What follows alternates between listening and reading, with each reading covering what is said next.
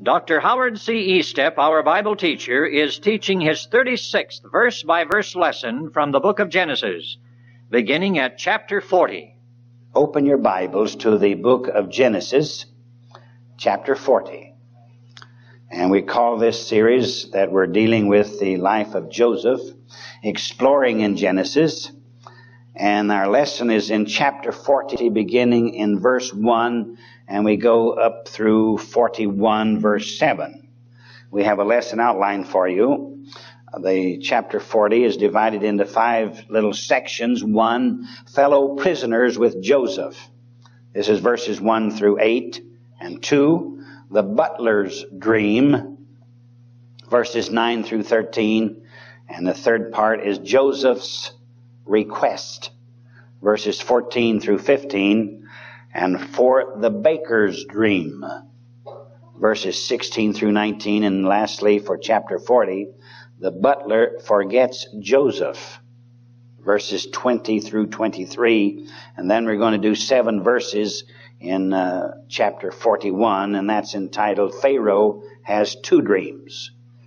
It's not a difficult lesson, very simple, but yet it shows the hand of God at work. And in all of our studies in the book of Genesis, as we have dealt with these some 39 chapters so far, it's been marvelous as we have seen the hand of God moving, God working, God taking situations and changing them around for His honor and His glory and for the good of those who are involved. We start our lesson with the first part, fellow prisoners with Joseph, verses 1 through 8. Verse 1 says, and it came to pass after these things. Now what he's saying here, after these things, the things that have taken place previously, especially in verse 39 that we studied in the lesson before this one. Verse 1, and it came to pass after these things that the butler of the king of Egypt and his baker had offended their lord the king of Egypt. This butler was the cupbearer and the baker. The cupbearer was a man who sampled all the food before the king ever ate any of it or drank any of the wine or any of the drinks. He was the man who risked his life in case somebody was trying to poison the king, in this case, Pharaoh. So we see here that the butler and the baker, these are 2 very prominent men. They are closely associated with the king in the service because the butler is the man who samples the food, who waits on the king personally, and then the baker is the man who made the birthday cakes and the specialties and so forth and all those things that the king particularly liked. But those 2 men offended the king. They offended Pharaoh. Now verse 2 says, and Pharaoh was very angry. He was very wroth against 2 of his officers, against the chief of the butlers, and against the chief of the bakers, bearing out the fact that royalty is just people who had a little better opportunity to get up the ladder of success than the other individual. And so they have feelings just like anybody else. People say sometimes, oh, I wonder what the queen is like, and what's the prince like, or what's the princess like. Well, they're just like anybody else. They live in a different atmosphere, a different level of society, yes. But physically speaking, emotionally, they're like anybody else. They get angry, they get lonesome, they're despondent.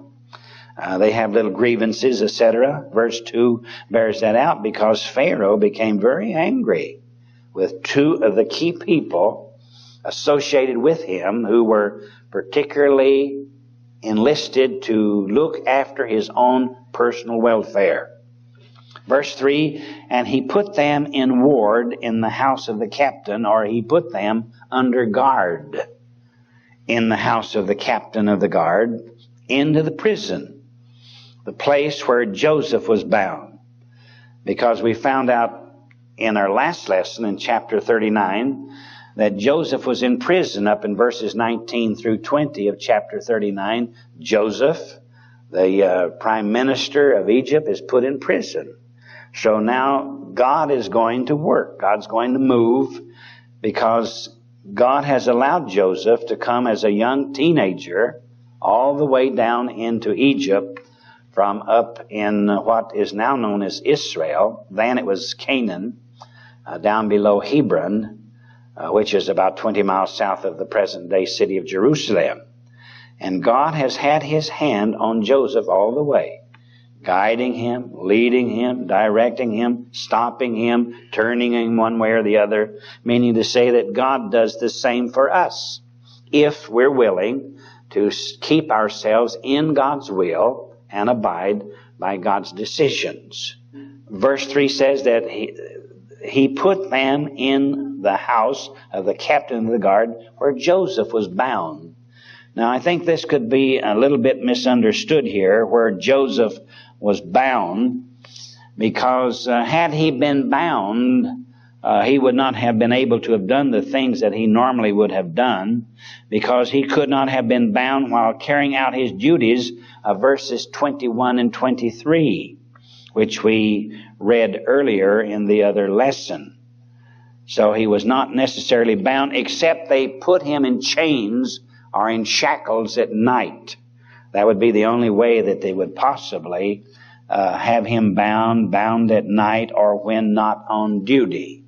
So we'd have to look past what it says there, realizing that this is a translation from Scriptures, and there could have been a misinterpretation. There could have been a misreading of this, because definitely he was not bound all the time. He had access to go and come. Verse 4 tells us, and the captain of the guard charged Joseph with them, and he served them, and they continued a season inward.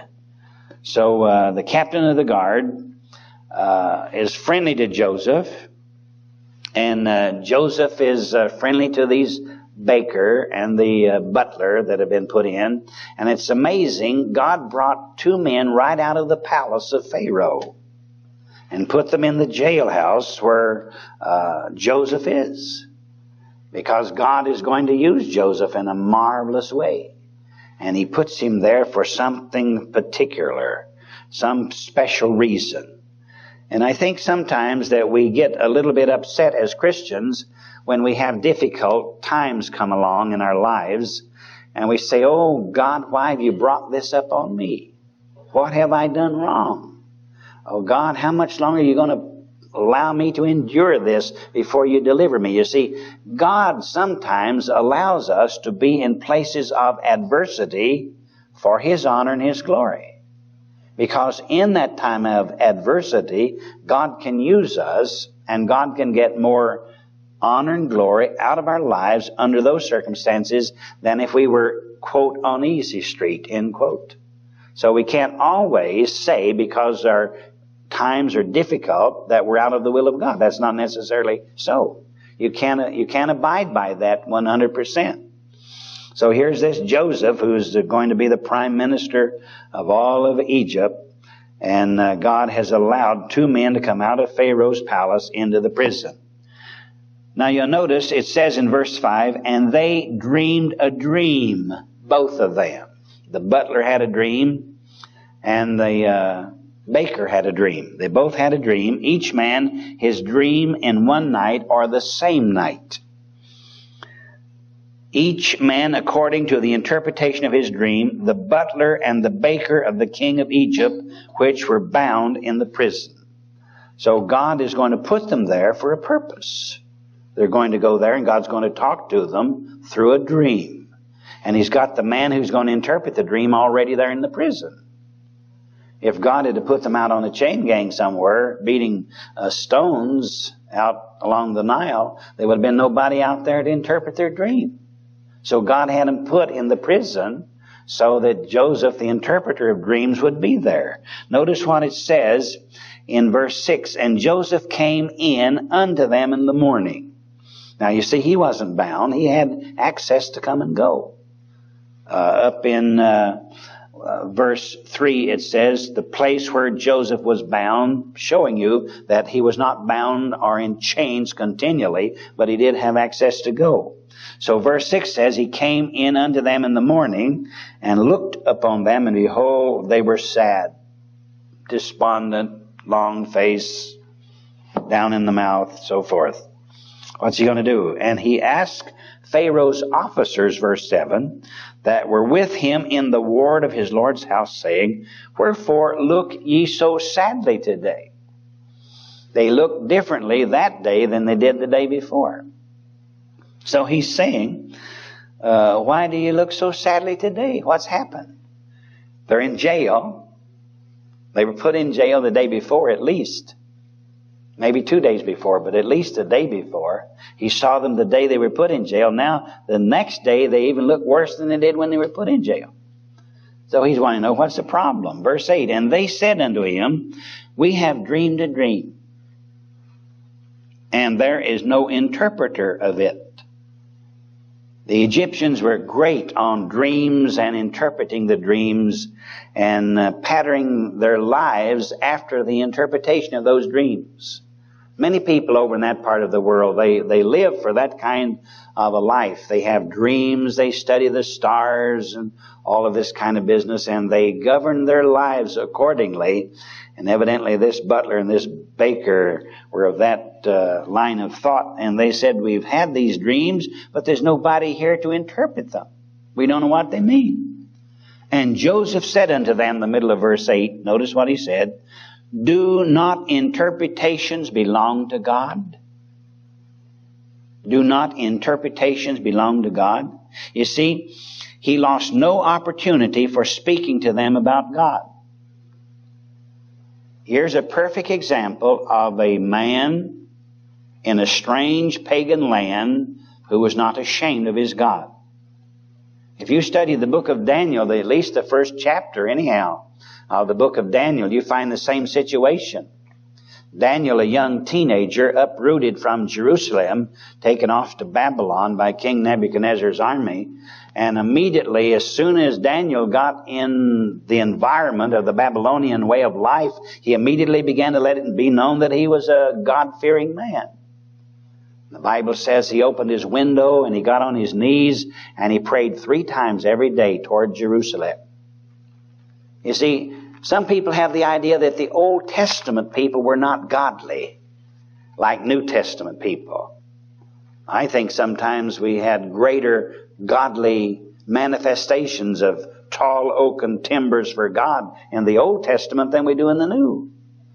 So here we have a perfect example of Joseph, a Hebrew, and this reflects the training that he had as a young boy, because his father was a very godly man.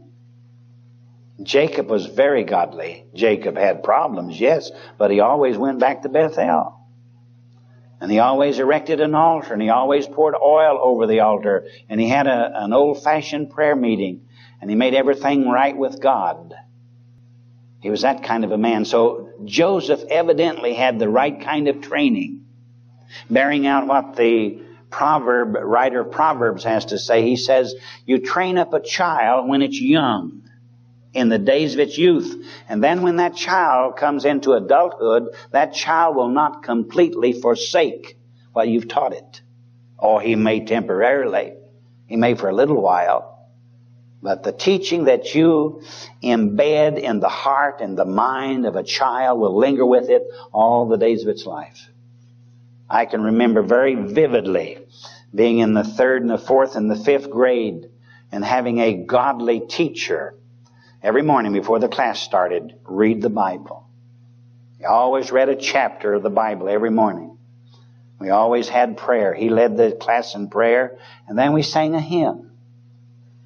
3rd, 4th, 5th grade.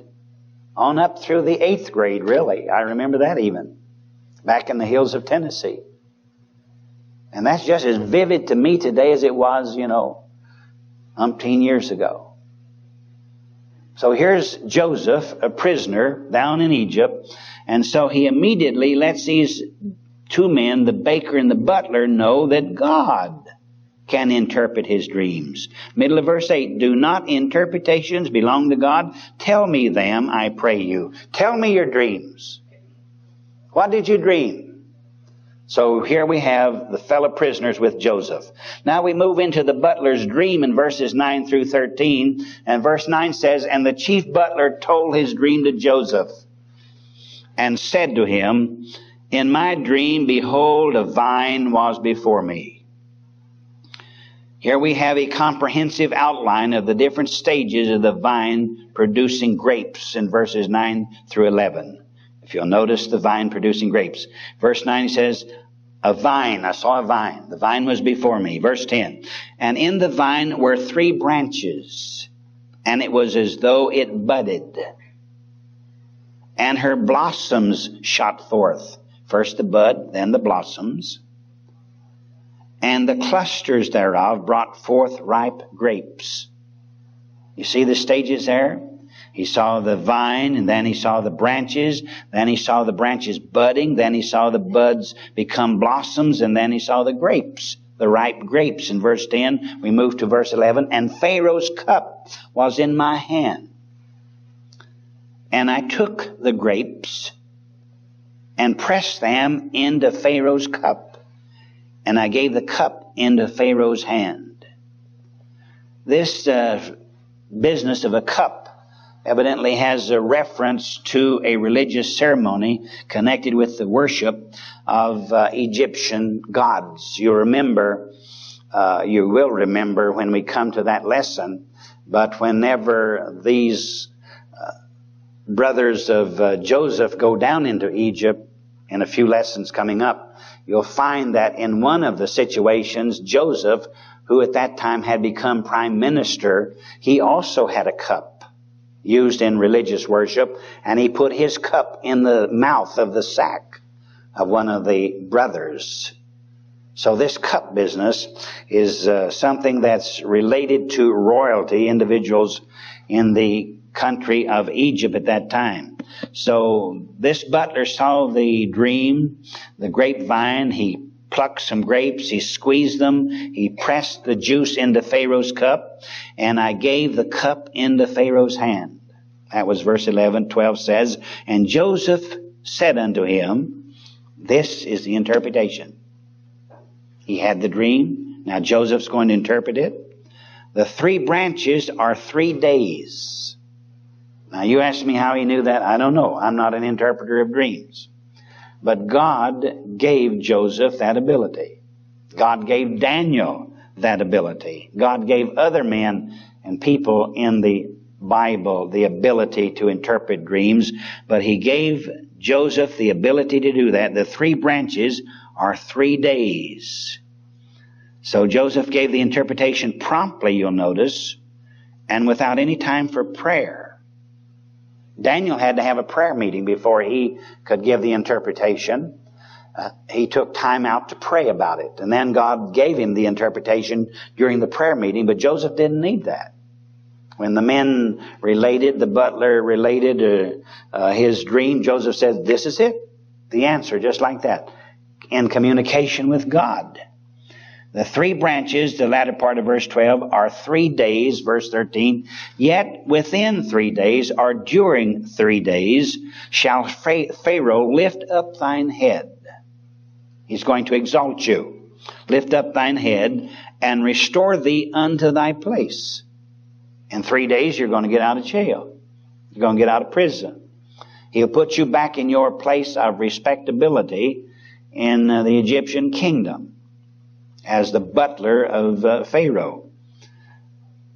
"Yet within 3 days shall Pharaoh lift up thine head and restore thee unto thy place, and thou shalt deliver Pharaoh's cup into his hand, after the former manner when thou wast his butler." In other words, he'll put you back in your place of responsibility. You'll be his cup bearer. You'll be in a trusted position like you were before. And so there we have the butler's dream interpreted by Joseph. We move to Joseph's request, because Joseph did this fellow a good favor. Now Joseph is going to request a favor for himself. And this is picked up in verses 14 through 15. And it says in verse 14, "But think on me." Joseph is saying to the butler, "Think on me when it shall be well with thee." In other words, when you get restored to your position in the palace of Pharaoh, remember me. Poor little old Joseph over here in the prison. Think about me. And show kindness, I pray thee, unto me, and make mention of me unto Pharaoh, and bring me out of this house. The butler had a good opportunity, because he was hobnobbing in the presence of the king of Egypt throughout the daytime, at least during the waking hours. And the butler could have very well said, by the way, and said some nice things about Joseph. We'll see if he did. Verse 14. For indeed I was stolen away out of the land of the Hebrews. This is the first mentioning of Joseph revealing to the Egyptians that he had been kidnapped. This is the first time we find Joseph revealing this to anybody down in Egypt. Verse 15, for indeed I was stolen away out of the land of the Hebrews, and here also have I done nothing. In other words, I was kidnapped out of my own land, taken from my homeland up in Canaan with my Hebrew family. He probably went into more detail. It isn't actually recorded here, but I'm of the persuasion that he must have gone into a little bit more detail and said, they took me out to the Ishmaelite camel train, and they sold me to those traders and hauled me off down here to Egypt. And I shouldn't be here in this prison house. Whenever you get a chance and you're in Pharaoh's presence, say a kind word for me. Put in a good word for me. Would you do that? I was stolen away out of the land of the Hebrews, and here also have I done nothing that should put me into the dungeon. So he says, I shouldn't be in the dungeon. I shouldn't be in this prison house. So Joseph makes a request of the butler. We move now to the baker's dream, because these two men, the butler and the baker, were thrown into jail because they did something that upset to Pharaoh. So now the baker's going to give his dream. He had a dream at the same time as the butler. And we pick this up in verses 16 through 19. And verse 16 says, when the chief baker saw that the interpretation was good. That's rather interesting, isn't it? The baker must have heard what the butler's dream was and heard Joseph's interpretation of the butler's dream, and it was a good interpretation. Now he's going to tell his, expecting to get something good also. Isn't that nice? Someone goes over to Las Vegas and they pull the handle, enough times, and after a while, they get a toast sack full of silver dollars. And somebody standing nearby says, if they can do that, I can do that. So they pull the handle and they don't get anything but the toe sack. Nothing. So here this little boy, the baker, thinks he's going to get it hotsy-totsy on his part. But now let's watch what happens. Verse 16. The chief baker saw that the interpretation was good, and he said unto Joseph, I also was in my dream, and behold, I had 3 white baskets on my head. You'd have to understand that in the setting of the Middle East, because over there, people carry loads on their heads. Men, women, children. You'll see a little 3 or 4 year old boy or girl going along the street with a great big wicker basket on their head, loaded down with bread.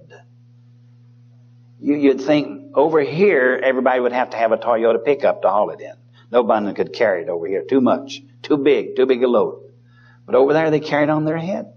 It's amazing. Those baskets on their heads all over creation. Everywhere you see, people got big loads on their head. Isn't that right, Anthony? Yeah, everywhere you go, they got these big baskets on their head. So this doesn't excite me too much. He says, in his dream, he said, I had 3 white baskets on my head. 17. And in the uppermost basket, the one on top, there was all manner of baked meats. Now, these are the goodies, baked meats. These are the cookies, the yum-yum donuts, the bear claws, what I'm talking about. These are the baked meats for Pharaoh, and the birds did eat them out of the basket upon my head. While he's carrying this load of goodies on his head. He can't tell what's going on up there. The birds come down and the guy gets to the end of the road empty. Nothing. That's what he's saying here. And the birds did eat them out of the basket upon my head, verse 18. And Joseph answered and said, now he's going to give him the interpretation. He had 3 baskets on his head. He had it filled with goodies. And along the way, the birds came and robbed him of everything he had. Now, what could you interpret that for? Joseph, verse 18, answered and said, this is the interpretation. The 3 baskets are 3 days. 3 days. It was rather interesting. Up in verse 13, we had something up there. Yeah, in verse 12, the 3 branches are 3 days.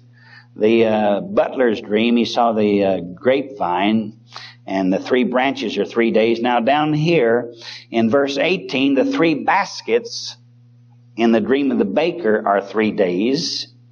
Verse 19, yet within 3 days shall Pharaoh lift up thy head from off thee. Rather upsetting, isn't it?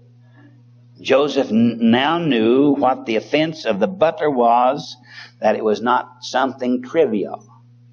You see over there, if in the days when this was taking place, if a servant did something of offense to a ruler, they had a special set of rules and laws and ethics that they followed by, and it was very easy to offend a ruler, and one of the offense was beheading. Just the slightest little thing. You offend a ruler, sends you right out and have your head cut off. So evidently this baker did something. Maybe didn't mix up the batter too well or something. I don't know. But definitely something was wrong. Maybe Pharaoh bit down on something and he didn't have the poly grip on his uppers and he tripped on him and he bit his tongue or something. How do we know? Definitely got sore at him over something. Verse 19. Yet within 3 days shall Pharaoh lift up thy head from off thee and shall hang thee on a tree. That's terrible. And the birds shall eat thy flesh from off thee.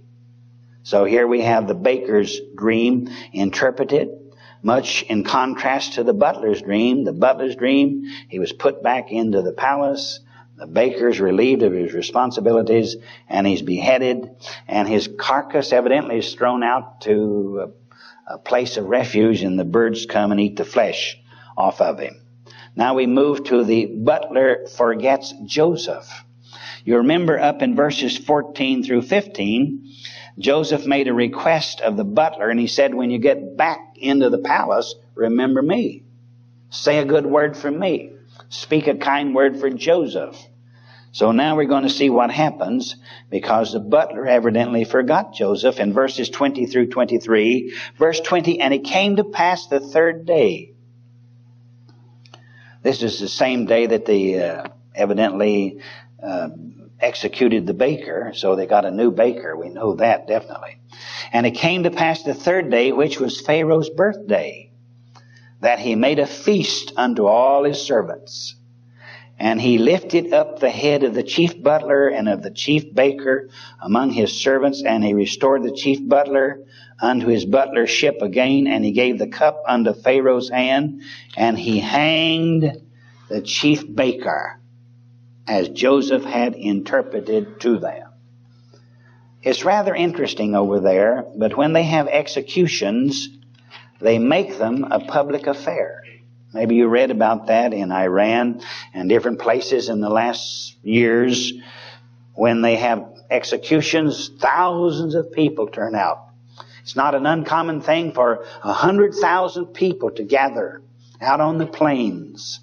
And then they erect a scaffolding up real high so people can see. And they have these public executions. And the people go in for it. They stay there and they yell and they chant and they carry on, you know. It's strictly not an American way to do it. It takes a little bit of the zing out of it, but anyhow, they go for it over there. And evidently they were doing it in that day and age, because verse 22 says that he hanged the chief baker as Joseph had interpreted to them. Notice the latter part, or at least the last verse of this chapter. Yet he did not, the chief butler, remember Joseph. The butler never remembered Joseph. And I've been sore at that butler ever since.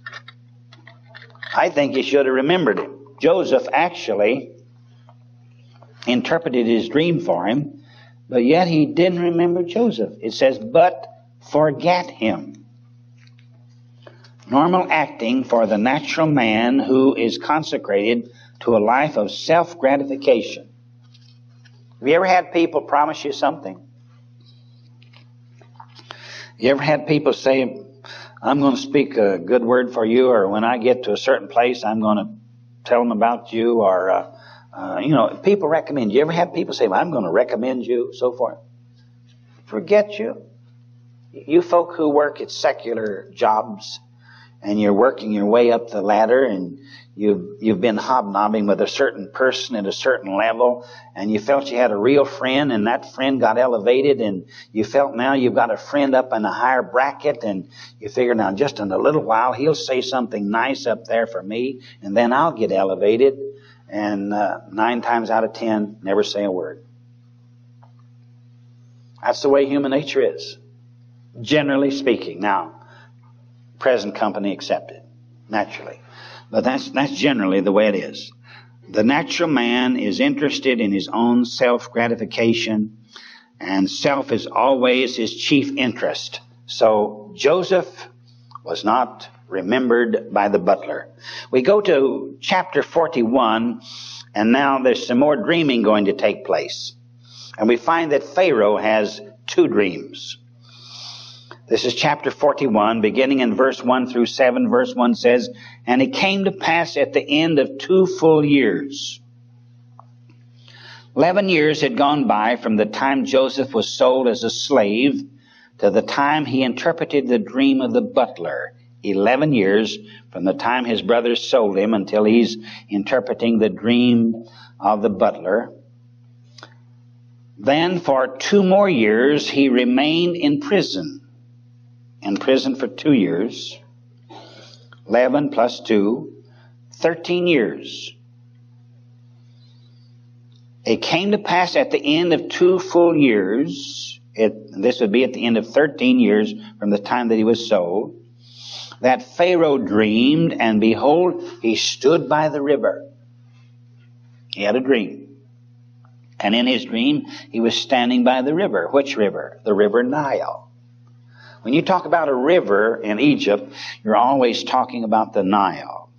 The Nile River is the one stream of water that the whole country depends on. Now, before they built the Aswan Dam in Lower Egypt and controlled the Nile actually flooded a couple of times every year, at least once every year. And the flood stage at Cairo was sometimes as much as 27 feet high.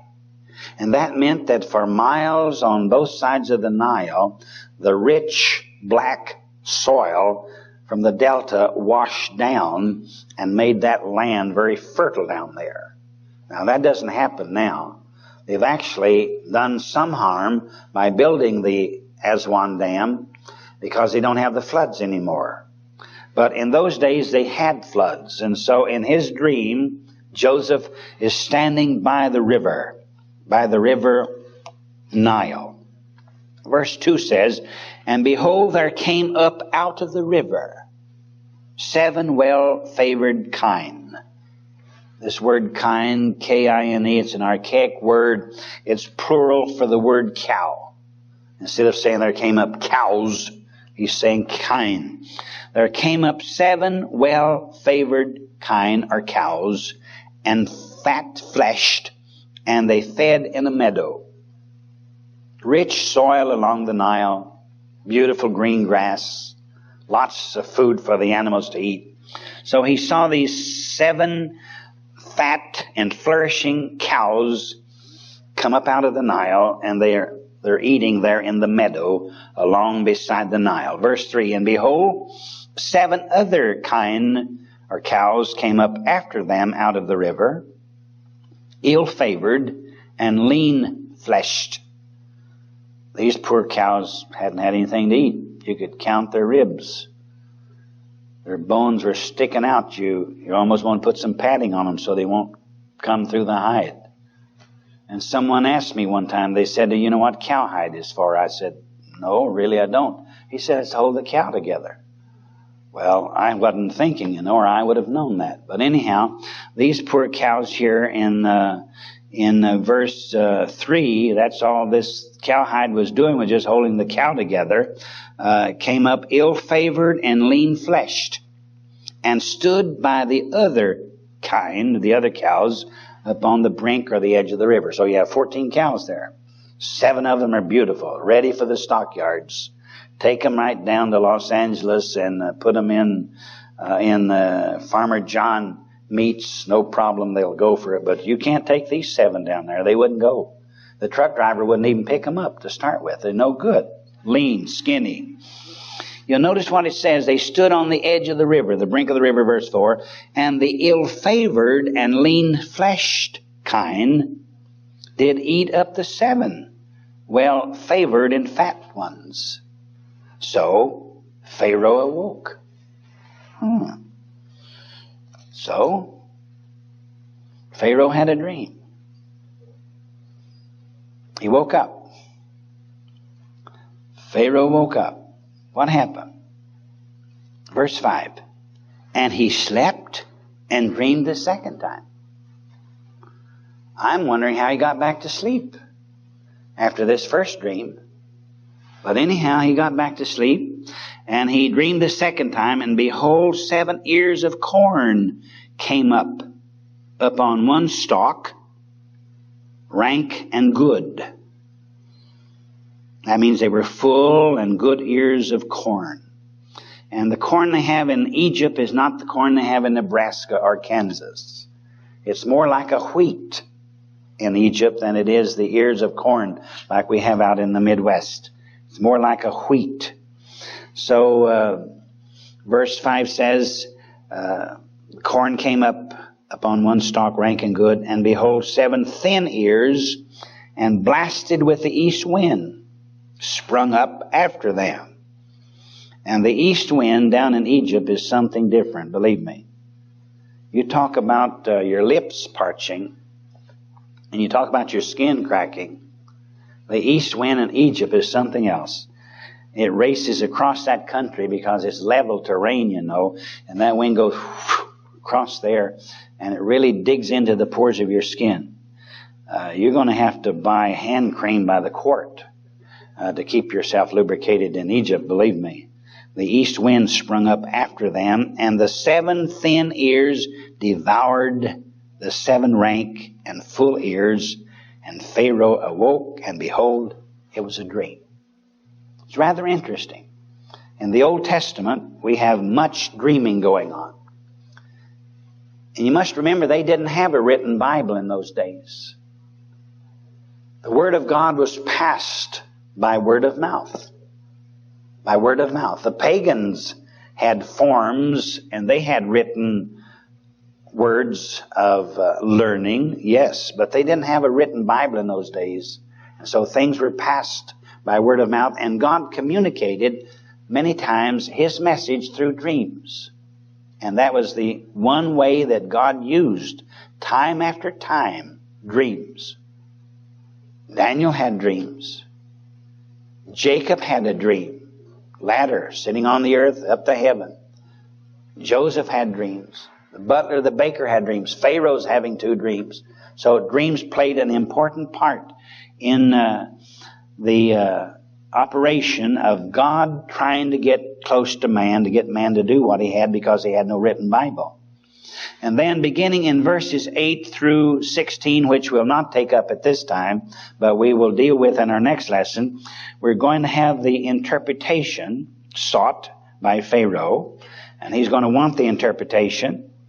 And then in verses 17 through 24, he's going to relate the dreams to Joseph, because Joseph has already practiced on the butler and the baker, and now he's pretty well qualified to interpret dreams. And so Joseph is going to give him the interpretation beginning in verse 25 down through 36. You have listened to Dr. Howard C. Estep, President of World Prophetic Ministry Incorporated, teaching 2 more verse-by-verse lessons from the book of Genesis. The Genesis Bible Study Series continues with cassette number 19.